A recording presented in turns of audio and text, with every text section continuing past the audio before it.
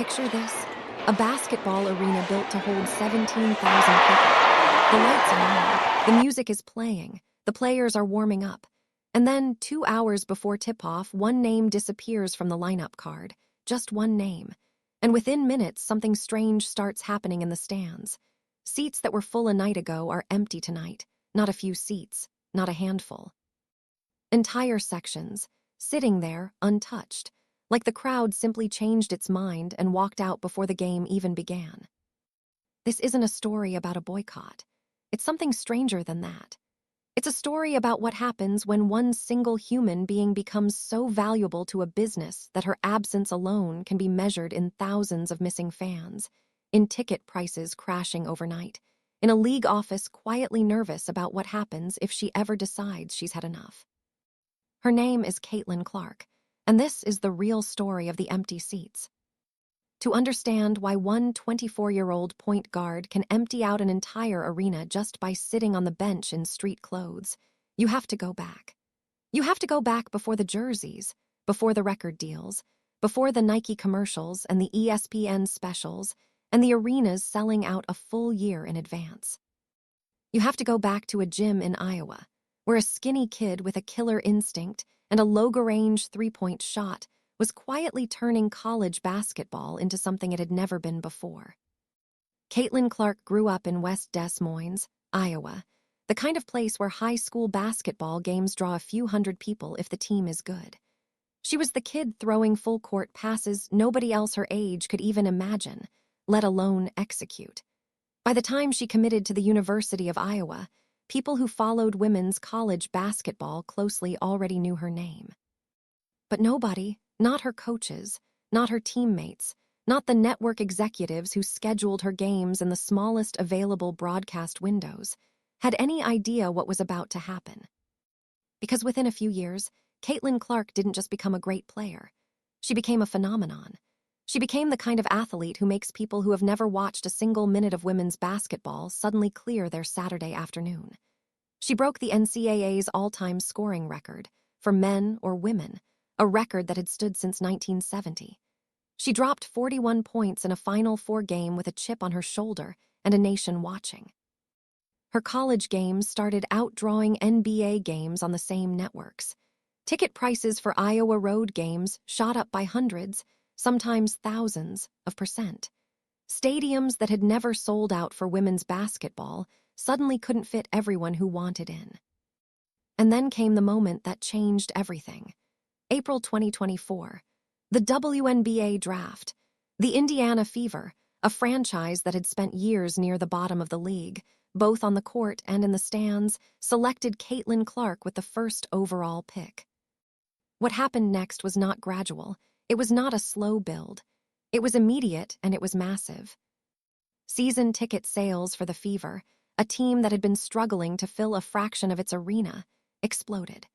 The team announced it was moving several home games to a bigger venue just to meet demand.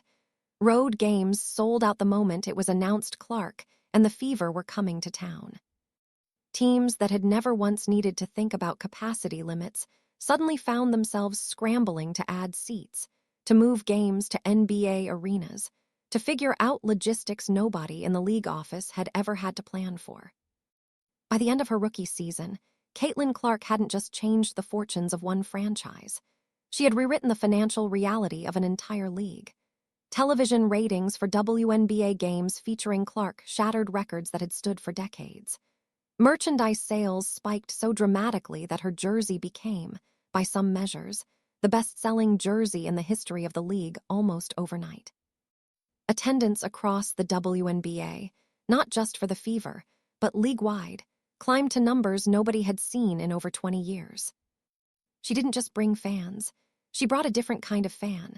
Families who had never been to a professional sports game. College kids who grew up watching her at Iowa and followed her into the pros. Casual sports fans who normally wouldn't know a single WNBA roster, suddenly able to name not just Clark, but her teammates, her rivals, her whole storyline. This is the part of the story most people already know. The rise, the record-breaking rookie, the golden goose, as some frustrated fans would later call her, who seemed to have single-handedly saved a league that had spent decades fighting for relevance. But here's the part of the story that gets far less attention. The part that started showing up quietly in ticket resale data and half-empty sections and nervous murmurs among league insiders. What happens to all of that when the one player driving it isn't in the building? Because Caitlin Clark's body, as it turns out, is human. And professional basketball, especially at the pace and physicality of the WNBA, is unbelievably hard on a human body. And starting almost immediately, injuries became a recurring, unwelcome character in this story. Let's rewind to a night that a lot of people in the basketball world still talk about. It's a regular season game at Gainbridge Fieldhouse, the Fever's home arena in Indianapolis. Less than 2 hours before tip-off, word starts spreading. Caitlin Clark is out, a sore back. Nothing catastrophic, nothing that sounds career-threatening on paper, but enough to keep her off the floor for the night. Now here's what makes this moment worth talking about. It wasn't announced days in advance. It wasn't a scheduled rest night with plenty of time for fans to adjust their plans or sell their tickets to someone else. It landed close to tip-off, the kind of timing that leaves season ticket holders standing in the parking lot already, cars parked, kids in Fever jerseys, only to find out the player they came to see isn't suiting up. What happened inside that building afterward became a kind of case study people in sports media couldn't stop dissecting. Fans in the stands started filming, not because they were trying to make a statement, but because what they were looking at was genuinely surprising. Entire patches of seats, empty. Not scattered singles here and there, the normal amount of no-shows every arena deals with on any given night, but real, visible gaps. Whole sections that looked like a preseason exhibition game, rather than a night the Fever were hosting a divisional opponent. People who cover the team regularly said it plainly. It was the emptiest that arena had looked since Clark first arrived 2 years earlier. And once the videos started circulating online, the reaction was immediate and loud. Basketball commentators, former players, longtime fans of the league, all weighing in with the same underlying question. What does it say about this business when one player missing a game with a sore back can visibly shrink the crowd by that much, that fast? Some fans on social media put it bluntly. One widely shared post pointed out that Clark had been playing in front of sold-out crowds since she was a teenager in high school, and that within just a few years of turning pro, the league and her own franchise had somehow managed to squander what people were calling a golden goose moment. Others were even sharper, accusing team leadership of losing the trust of the fan base by not being upfront and early enough about her availability. The Fever's head coach addressed the situation after the game. She pushed back on the idea that the team had been dishonest about Clark's status, explaining that the team had genuinely expected her to be available that night, even though she hadn't practiced beforehand, and that missing practice doesn't automatically put a player on the injury report. It's a detail that sounds almost mundane when you say it out loud, a normal piece of the day-to-day business of managing a professional athlete's body over a long season. But mundane explanations rarely satisfy a fan base that just watched thousands of empty blue seats stare back at them on national television. This wasn't an isolated blip. As the pattern repeated itself over multiple seasons, injury after injury, absence after absence, something became increasingly clear.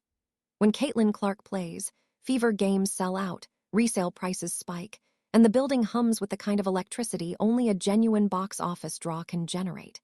When she doesn't play, even against good opponents, even in games that matter for playoff positioning, a noticeable percentage of that crowd simply doesn't show.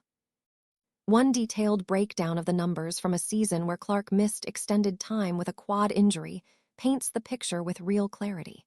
In the games right before her injury, the Fever were selling out completely, night after night. Over 17,000 fans packed into Gainbridge Fieldhouse for matchups against teams like the New York Liberty and the Connecticut Sun. Full capacity, no empty seats to speak of. Then the injury happened, mid-game, right in front of the home crowd. And in the games that followed during her absence, attendance dropped by somewhere between 1,000 and 1,200 fans per game compared to the sellouts before. That's roughly a 6 to 7% dip. On its own, That number might not sound dramatic. 6 or 7% isn't a mass exodus. It's not an arena going from full to half empty. But when you consider that most of those tickets were already sold in advance as part of season ticket packages, the real story isn't even in the total headcount.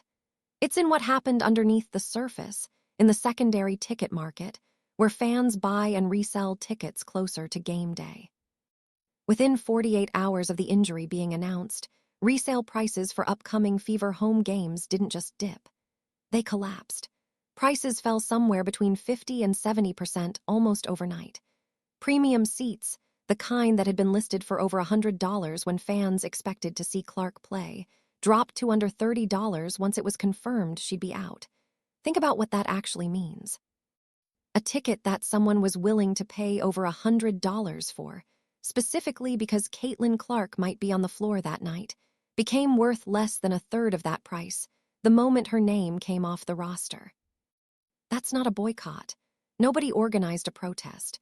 Nobody circulated a hashtag calling on fans to stay home in solidarity with anything. What happened was simpler, and in some ways more revealing. It was the free market speaking. Thousands of individual fans, independently, in real time, deciding that the specific product they were willing to pay a premium for watching Caitlin Clark play basketball live wasn't on the menu that night. So they didn't show up, or they didn't pay the premium, or they sold their seats to someone who valued the rest of the roster more than they did. It's the kind of pattern economists actually have a name for. It's called being a superstar-driven market, and it shows up in other industries too, from concert tour to movie openings. When one performer or product is so uniquely valuable that their presence alone moves the needle on demand, their absence creates an immediate, measurable dip, even if everything else around them stays exactly the same. The rest of the Fever roster didn't get worse overnight. The opponent on the schedule didn't change. The only variable that moved was Clark's presence on the floor, and the market responded to that single variable with startling precision. Now here's where the story gets genuinely interesting, and where the boycott narrative that gets thrown around online completely falls apart under scrutiny. Because if fans were truly turning their backs on the WNBA as a whole, if this were some kind of broad rejection of the league, you'd expect to see the damage everywhere. You'd expect shrinking crowds across every arena, falling television ratings across every broadcast, a league-wide contraction in interest. That is simply not what the data shows. In the same season that saw Fever resale prices crater during Clark's absences, the WNBA as a whole was busy setting an all-time attendance record. Not a record for a Clark-driven era. Not a record with an asterisk. The actual, outright, all-time high mark for total fans attending games across an entire season, breaking a record that had stood since 2002, back when the league had 3 more teams on the schedule than it does today. Total attendance crossed 2.43 million fans, with weeks still left in the regular season. Let that sink in for a second. The exact same season where a hobbled, injury-limited Caitlin Clark was missing more than half of her team's games, the league around her wasn't shrinking. It was thriving. It was setting records it hadn't touched in over 2 decades. So what's actually going on? How do you have a superstar whose personal absence can crater ticket resale values by 70% in her own building, while the league she plays in is simultaneously breaking attendance records? The answer is that the Caitlin Clark effect and the broader WNBA growth story are 2 different, overlapping phenomena, and understanding the difference between them is the key to understanding this entire era of the sport. Clark didn't just bring fans to her own games. She brought a spotlight to the entire league. Millions of casual viewers who tuned in specifically because of her college dominance and her rookie season hype stuck around long enough to discover other things worth watching. They discovered Angel Reese, Clark's fierce, magnetic former college rival turned pro, building her own fan base with the Chicago Sky. They discovered Aja Wilson, the 2-time MVP anchoring the Las Vegas Aces, a genuine dynasty in the making. They discovered Paige Buchers, the #1 overall pick who followed Clark into the league a year later, bringing her own devoted following from her University of Connecticut days. They discovered the Golden State Valkyries, a brand new expansion franchise that had no business selling out its arena in its very first season, yet did exactly that, night after night, in the 18,000-seat Chase Center in San Francisco. In other words, Clark opened a door, and once fans walked through it, a lot of them found reasons to stay that had nothing to do with any single player. That's actually the healthiest possible outcome for a growing league. It means the audience isn't a rented crowd that only shows up for one attraction and disappears the moment that attraction steps off stage. It means real roots are forming. But it also means something more complicated for the Fever specifically, and for Clark's own team's business model. Because while the league diversifies its draw across multiple stars, Indiana's home attendance is still disproportionately tethered to one player's health. When Clark plays, the Fever sell out completely, night after night. When she doesn't, even against quality opponents, thousands of tickets go unclaimed or get dumped on the resale market for pennies on the dollar. There's a comparison worth making here, because it helps clarify exactly how unusual Clark's individual gravitational pull really is. That same season, Paige Bueckers, the #1 pick who entered the league with her own massive following from her college days at UConn, missed a stretch of games with an injury of her own. 4 games, including 2 home matchups. And when analysts went looking for the same kind of attendance dip that hit the Fever during Clark's absences, they found almost nothing. Attendance for the Dallas Wings stayed steady. No noticeable drop in resale pricing. No visible gaps in the arena. Bueckers came back from her injury and dropped 35 points in her return, a performance that reminded everyone exactly why she was drafted first overall. But from a pure business standpoint, her absence simply hadn't moved the needle the way Clark's did. That comparison matters, because it rules out the simplest possible explanation for what's happening in Indiana. It's not just that fans get upset when any star player misses time. It's not a generic phenomenon that applies equally across the league. It is specifically, uniquely tied to Caitlin Clark, in a way that even other genuinely popular, highly drafted, nationally known players don't replicate to the same degree. So why Clark, specifically? Why does her particular absence hit so much harder than anyone else's? Part of it is simply the scale of her college fame before she ever set foot on a WNBA court. She wasn't a promising young prospect who might become a star. She arrived already a household name, already the all-time leading scorer in NCAA history, regardless of gender, already someone who had moved television ratings for years before her rookie season even began. Her fan base wasn't built inside the WNBA.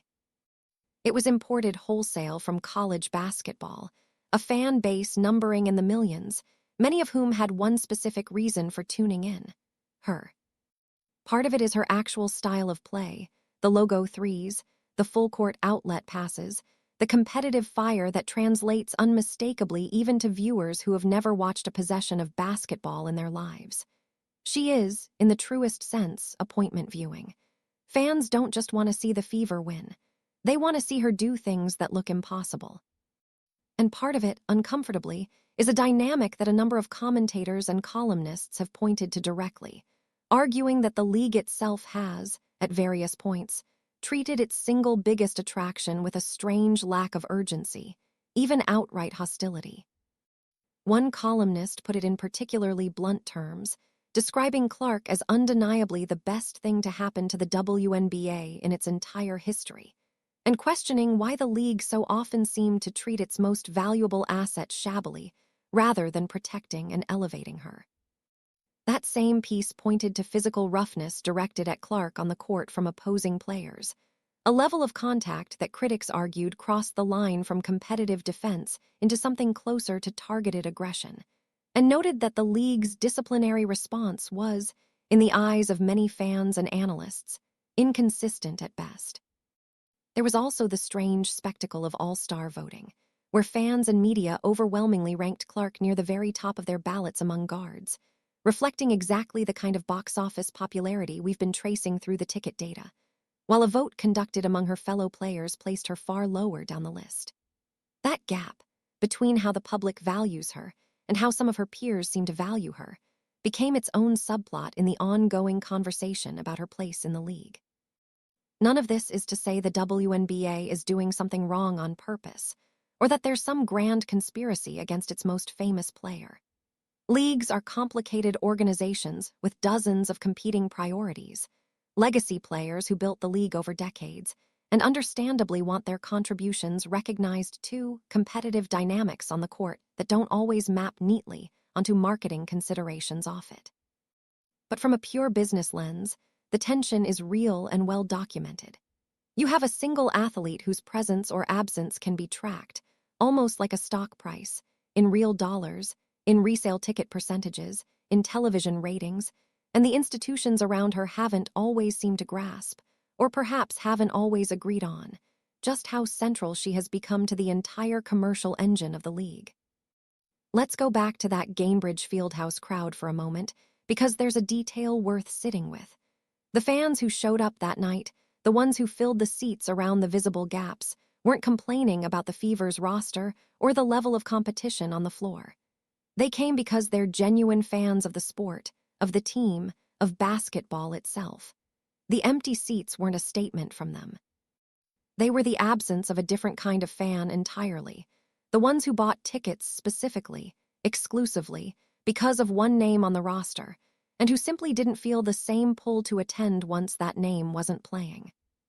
That distinction matters enormously, because it tells you something about the two different fan economies operating inside the same arena on any given night. There's the durable fan base, the people who'll show up regardless of who's hurt, who care about the franchise and the sport as a whole. And there's the Clark-specific fan base, enormous, valuable but conditional, tied directly to her presence on the floor. The empty seats are a snapshot of exactly how large that second group has become, and exactly how quickly they'll disappear the moment the condition attached to their attendance, seeing her play, isn't met. It's worth pointing out, too, that this dynamic isn't actually new in the history of sports. It has echoes of other eras where a single transcendent athlete became inseparable from an entire league's financial fortunes. There's a long history of leagues experiencing exactly this kind of dependency, watching attendance and television numbers swing wildly based on the health of one star, and having to grapple with the uncomfortable question of what happens when that star, for whatever reason, eventually isn't there anymore. It's a pattern that shows up again and again whenever a sport experiences this kind of individual-driven boom, and it always raises the same underlying question for the league's leadership. How do you build something durable out of a moment that was sparked by one irreplaceable person?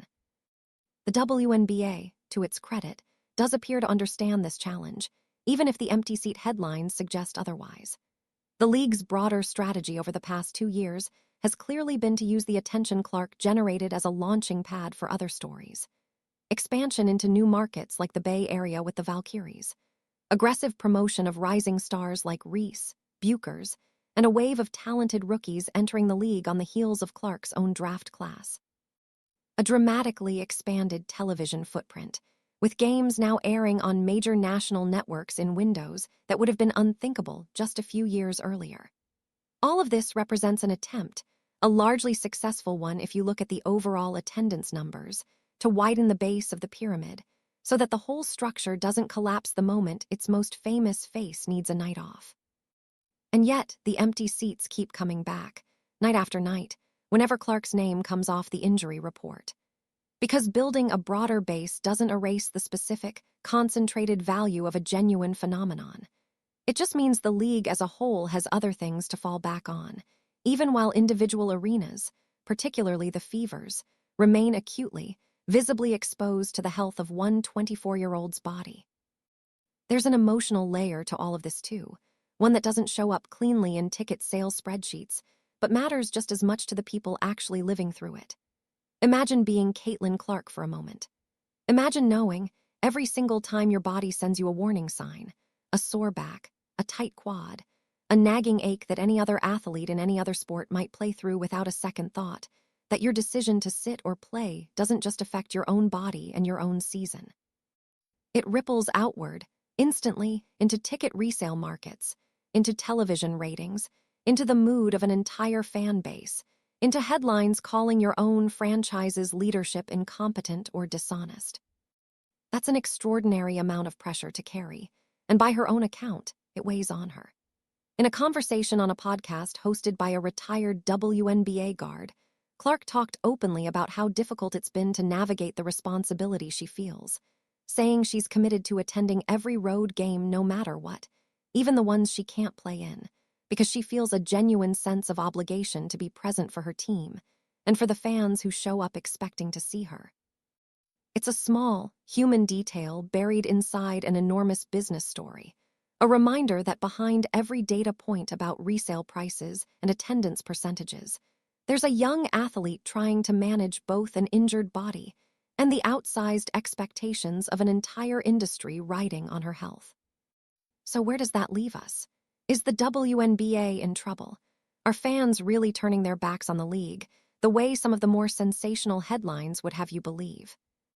The honest answer, the one the actual numbers support, is more nuanced and, frankly, more interesting than a simple boycott narrative.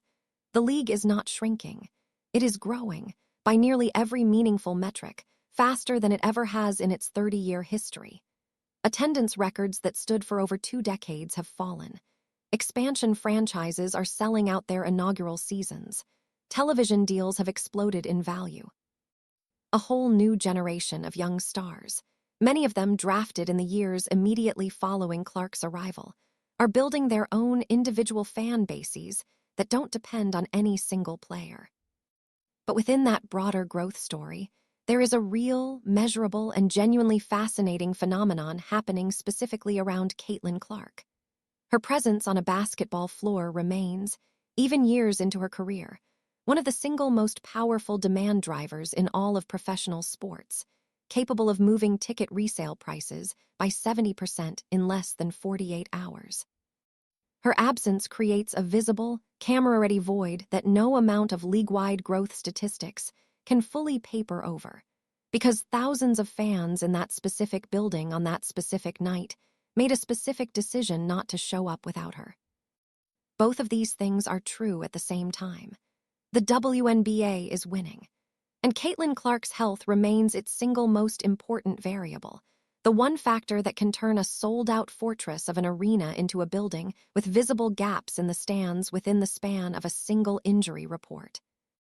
That tension between a league thriving on its broadest measures and a superstar whose individual gravitational pull still outstrips the institution around her is the real story behind every viral video of empty seats at Gainbridge Fieldhouse. It's not a story about fans abandoning women's basketball. It's a story about just how much power one extraordinary athlete can hold over an entire industry's fortunes, even in an era when that industry is growing faster than it ever has before. And it raises a question that nobody in the WNBA offices, or in Indiana's front office, or in Caitlin Clark's own camp, has a fully satisfying answer to yet. What happens years from now, when Clark's career eventually winds down, the way every athlete's career eventually does? Will the foundation the league has built during this boom, the new fans, the new franchises, the new television deals, be strong enough to stand fully on its own? Or will the empty seats we're seeing today, on the nights she can't play, turn out to be a preview of a much bigger emptiness waiting somewhere down the road? Nobody knows yet.